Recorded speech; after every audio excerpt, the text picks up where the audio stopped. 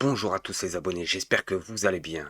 Aujourd'hui sur cette première vidéo, on va parler de Pierre-Yves Galaden, député de la France Insoumise, qui va nous expliquer en plein direct que la France est au bord du gouffre à cause d'Emmanuel Macron qui avait calculé ça depuis bien longtemps. J'ai découvert avec une certaine gourmandise un livre que vous avez commis en 2016, préfacé par un certain Emmanuel Macron. Son titre m'a fait sourire, et après 7 ans de macronisme, il a tout, et d'un programme et d'une déroute. L'État en mode start-up. Parmi les éminents contributeurs de cet ouvrage figure Karim Tadjeddine, consultant chez McKinsey, entreprise qui a depuis largement trouvé son compte dans votre conception de l'action publique. On se rappelle les 500 000 € accordés à McKinsey en 2020 pour organiser un colloque sur l'éducation qui n'a jamais eu lieu, ou l'augmentation exponentielle des dépenses liées au cabinet de consultants et de 2,5 milliards d'euros en 2021. Votre monde s'écroule, votre monde est risible, je vous cite. L'action publique semble aujourd'hui faire face à une équation impossible, entre réduction des moyens et multiplication des mécontentements. Voici pour la 4e de couverture. C'est vrai que la colère des fonctionnaires et des usagers n'a rien à voir avec la baisse des moyens.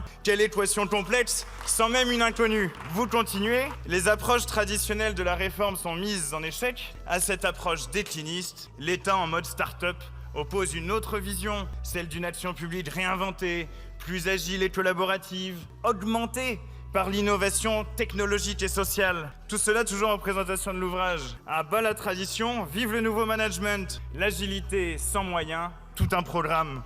Comme à l'hôpital où des formations sont désormais données par le groupe d'hôtel Accor pour apprendre aux soignants à accueillir les patients. Agilité, comme les centres de formation professionnelle rebaptisés Village des solutions. Réinventé. Il n'y a plus de moyens, le point d'indice est bloqué depuis bien longtemps, mais soyons rassurés. Grâce au miracle de l'État en mode start-up, les soignants et les formateurs se sentent rayonnants. Ils devraient même vénérer les prêtres de l'agilité et de la réinvention, les vestales de l'innovation qui entretiennent le feu sacré du macronisme. Tout cela est grotesque. Sur cette deuxième vidéo, on va parler de Léa Salamé. Rappelez-vous quand elle défendait le bilan de Emmanuel Macron en matière de chômage, et que Mélenchon lui expliquait pourquoi ces chiffres étaient faussés. Bref, vous l'aurez compris que c'est à cause de ces journalistes en pacotille qu'Emmanuel Macron est encore sur le trône. Mélenchon avait encore raison, la preuve.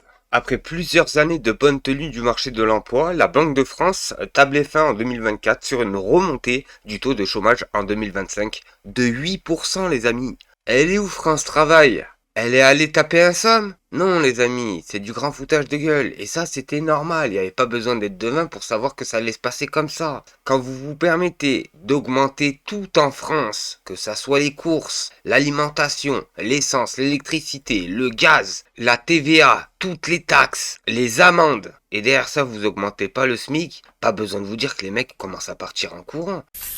Et sur cette vidéo les amis, on va encore parler de Marco Mouli, le roi des escrocs, qui est connu pour s'être illustré dans l'affaire de la taxe carbone. C'est qui aurait coûté 1,5 milliard d'euros au fisc français et 5 milliards à l'Union européenne.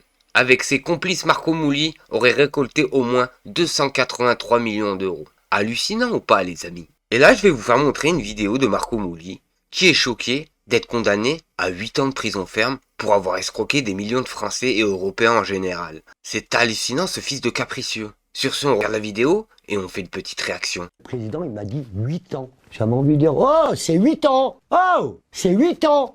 Non, mais oh, tu vas. Ah non, ça m'aurait suffi, hein. J'aurais dit pardon, hein. Mais 8 ans, comment tu veux que je dise pardon? J'ai fait quelque chose. Je m'en veux. Mais oh, tu vois, tu m'as pris 8 ans de ma vie. Tu m'as pris 8 ans où j'avais un fils de 13 ans, une fille de 14 ans. Je les ai retrouvés, c'était des adultes. T'en as une qui s'est mariée, elle a eu 2 gosses. Ah, j'ai rien vu de ma vie. Qu'est-ce que vous êtes en train de me faire? Qu'est-ce que vous voulez que je sois sage? Non, mais vous êtes des malades. Mais ils sont fous, les gens. Ils sont fous. Non, mais c'est vrai. J'ai tué personne. Pas fait de mal aux gens. J'ai braqué avec un stylo. Ils auraient pas dû me donner le papier pour écrire. J'avais le stylo, ils m'ont donné le papier. C'est de ma faute. C'est pour vous dire les amis, ces personnes-là ont aucun respect pour la vie en général. Parce qu'avec cet argent-là, on aurait pu construire des hôpitaux en France. On aurait pu reconstruire des services publics. Mais à cause de ces personnes-là, qui volent les Français, la France en général, et derrière ça, vont se cacher dans le pays du bien, et je vous le dis les amis, ça commence à être catastrophique. Et sur cette vidéo les amis, on va parler de Mathilde Panot, qui va recadrer François Bayrou sur le débat hallucinant qu'il a fait sur l'immigration. On regarde la vidéo et on fait une petite réaction. Submersion migratoire, Ce sont exactement les mots que, par exemple, M. Zemmour utilisait pendant l'élection présidentielle. C'est absolument faux, ça ne correspond à aucune réalité. Il n'y a pas de submersion migratoire en France. Nous sommes d'ailleurs un des pays d'Europe de l'Ouest avec le plus faible taux d'accueil de personnes exilées. Et quand vous regardez, la plupart des migrations dans le monde se font dans des pays sud-sud, avec des pays qui parfois atteignent des personnes exilées qui sont accueillies dans les pays. Donc ce sont les mots de l'extrême droite. Et je vais vous dire, la question migratoire va se poser de manière de plus en plus forte, notamment avec le dérèglement climatique.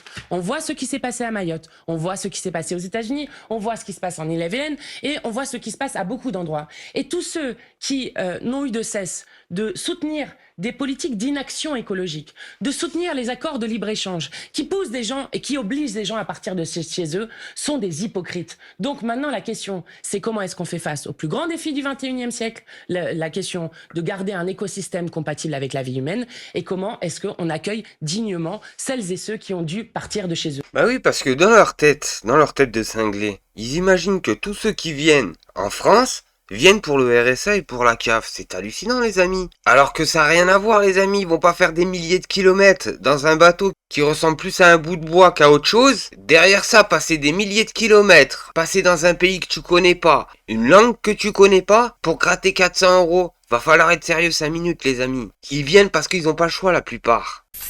Là, on va parler de Jordan et pas là. Je dirais même l'âne qu'on a voulu faire passer pour un cheval de course. Quand je vous disais que ce personnage-là a été inventé par la famille Le Pen. On regarde la vidéo et on fait une petite réaction. Canard enchaîné a dévoilé le parcours post-bac et les notes catastrophiques de Jordan Bardella à l'université de la Sorbonne. Après le bac, Bardella tente le concours d'entrée de Sciences Po Paris mais échoue après avoir présenté un sujet sur la guerre d'Algérie.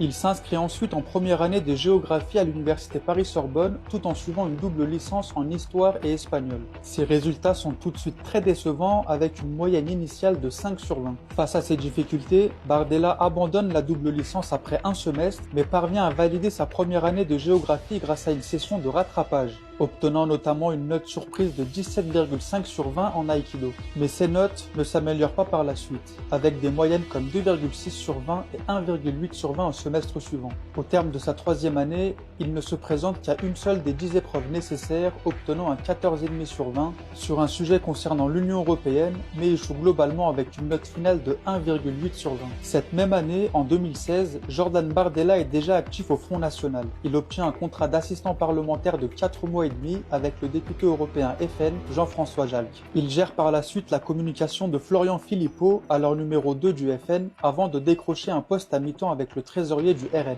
À cette époque, Jordan Bardella est payé 2,5 fois le SMIC pour ce mi-temps, soit 1200 € net. Ce même Jordan Bardella, qui n'a jamais travaillé en dehors de la politique et qui n'a validé que sa première année d'université, se trouve aujourd'hui aux portes du pouvoir et du poste de Premier ministre en France. À part jouer à la PlayStation en slip dans sa chambre, il sait rien faire, les amis. 1,6 de moyenne. Même le dernier de la classe a une meilleure note que lui. Bref, les amis, c'était tout pour aujourd'hui. Merci de m'avoir suivi. Au prochain épisode. Merci à tous.